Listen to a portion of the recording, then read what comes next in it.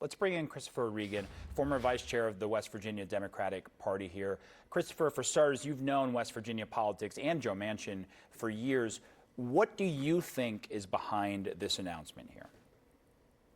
Well, I think there's two main reasons that Joe Manchin is turning down this race. And the first one, by far the dominant one, is that he was not going to win it. Very, very poor environment for Democrats right now in West Virginia.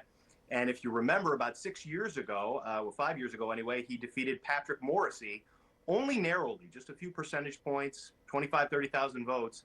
And Jim Justice, whether you like him or not, is 5 times the politician that Patrick Morrisey is. He is universally known. He's quite popular as governor, despite some of his troubles.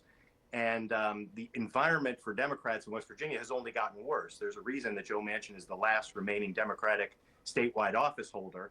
And I think he just simply didn't want to end his Senate career with what could have been not just a loss, but a significant loss to Jim Justice. Well, and that, of course, is among the dynamics here, because there is a national set of attention and criticism at times on Joe Manchin. But in West Virginia, politics isn't necessarily the same as national politics. You answer my question on whether you think he would have won, but is this a state where you think in the long term, at least in the near future, the Democratic Party may have some issues? Oh, absolutely, absolutely. When Joe Manchin, became governor back around 2004, 2005, there were 70 out of 100 delegates, Democrats, in the state house. Most of the state senators, were Democrats, and almost all the statewide. In fact, every statewide was a Democrat. And now there are only, I think, 9 or 10 delegates left. So it's a 90-10 chamber against the Democrats over the 15, 18 years that Manchin has been the standard bearer for the party. So he really is the last man. And the party has a major rebuilding project in West Virginia. It has to rebrand. It has to reconnect with the working class voters that were an incredibly strong base, voting almost 70-30 for Democrats 20 years ago in state races. Whereas now it's a 70% Trump state.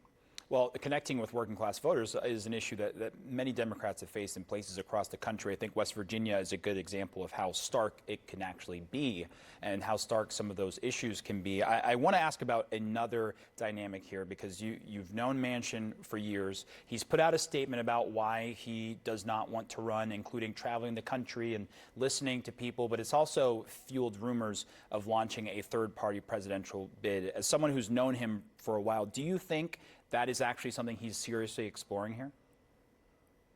Well, I think the exploration of it may be serious. I think he actually intends to go on the tour.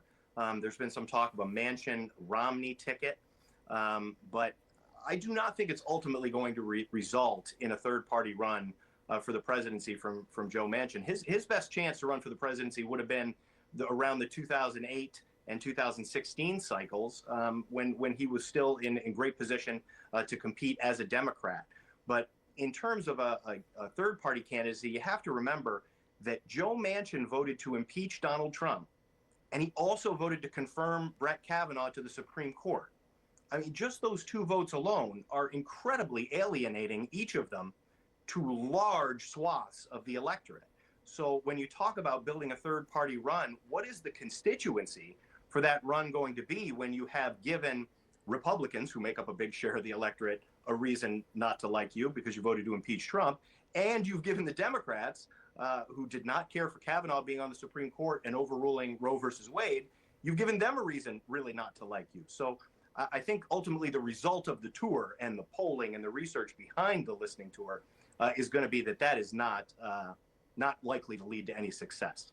Well, and we will see, of course, the dynamics that play out after, with him not being in this West Virginia Senate race, not choosing to run for re-election, because as you mentioned, polls have shown up to this point, West Virginia Governor Justice has polled very strongly, and definitely an opportunity Republicans are looking to pick up. We've got to leave it there. Christopher Regan, thank you so much for being with us.